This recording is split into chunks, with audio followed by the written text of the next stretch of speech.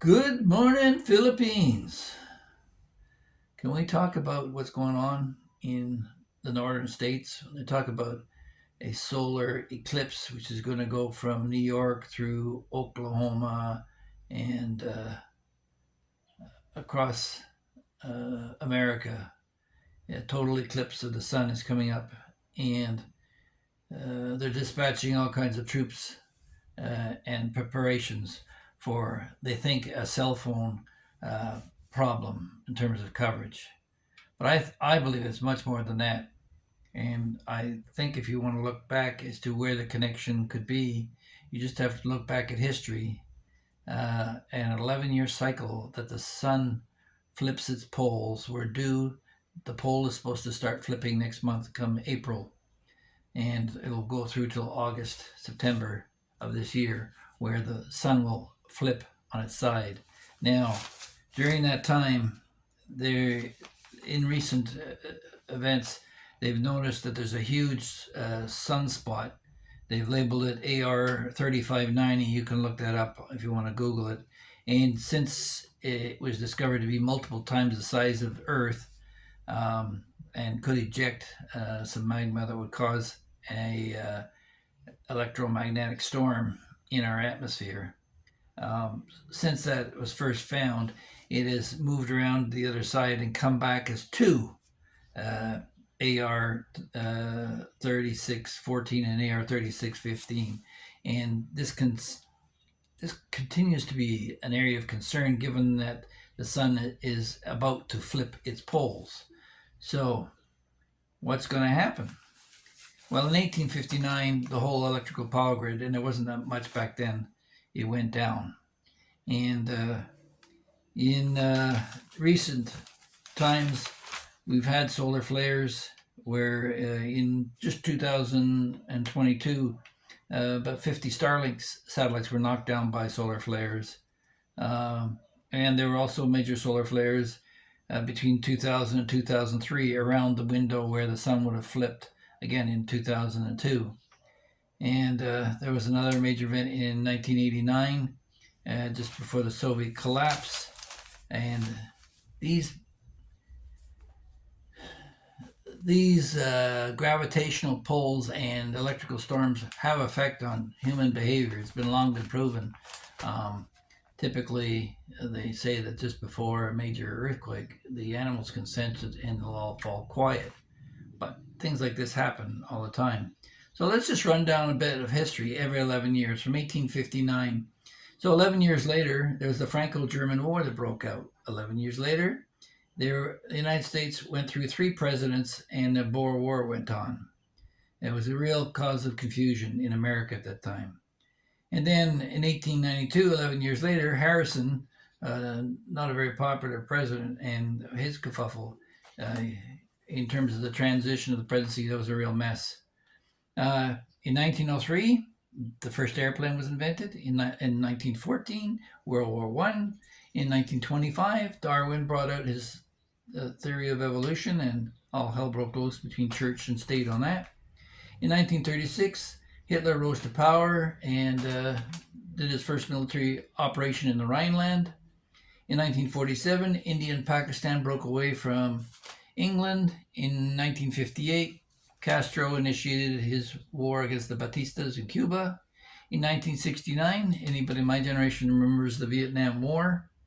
And in 1980, the Challenger exploded, a terrible tragedy. So these events seem to coincide at the same time. In 1991, the Soviet Union collapsed. In 2002, the stock market collapsed. And in 2013, it was one of the worst years in history for major storm events, including Typhoon Yolanda, or Haiyan, if you like, which was the worst cyclone in recorded history. So now we're coming into 2024. The sun is about to flip. The world is in turmoil between China and Taiwan and Russia and Israel. All these crazy things are going on. And I believe, for the most part, that these are things beyond man's control, that the stars are actually creating forces that will cause these major events to happen. But if this AR sunspots, if they do eject an electrical force strong enough to knock out all global satellite systems, it could cause panic and we could end up back in the dark ages again. So that's a real horrifying thing to think of. Not some asteroid you see coming at you that we can send Bruce Willis up to blow up, but something underhanded that somebody who studied the stars should have warned us about. But you know how it is in this world. They like to keep us in the dark as to what's really happening. And so this might be our last hurrah, folks. I certainly hope not, but I think you should be prepared. I've been telling people for months now that you should be taking extra funds, and this may create a run on the banks, but the reality is you need hard currency in your pocket because you'll go to an ATM one day and it just won't work because the satellite connections don't work anymore. The undersea cables, their transition points are unprotected. And America and the world has known about this coming for some time, and nothing's been done to prepare for it. We had power outages in Quebec in the 1980s from sunspots. And if anybody is in either the northern and southern hemisphere looks up to the sky at night, you can see the aurora borealis, the northern lights, are brighter than they've been in years and are much further south than they have been. So, I mean, I'm not one to run around yelling fire in a crowded theater, but it certainly doesn't uh, take much to just keep a few extra dollars, keep a little bit more water, keep some food on hand. And that's what the federal government is telling people in the northern states right now, where this solar eclipse is supposed to occur, which I think is just a cover for all this. They're telling people that they should have a 2 week supply of food to stock up. So it may be bigger than that, folks. And, you know, at times of disaster, it's also a time of opportunity. And this might be a time when China decides to make its move, or North Korea, or some other bad actor. So I'm just putting it out there that you should be aware that the Carrington event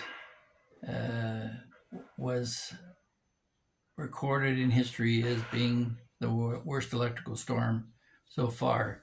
And there may be others yet to come. So watch out. 2024 is the year that the sun is supposed to flip. So with that, I'd like to thank you for your time, and we'll see you in the next one. Don't forget to like, share, and subscribe.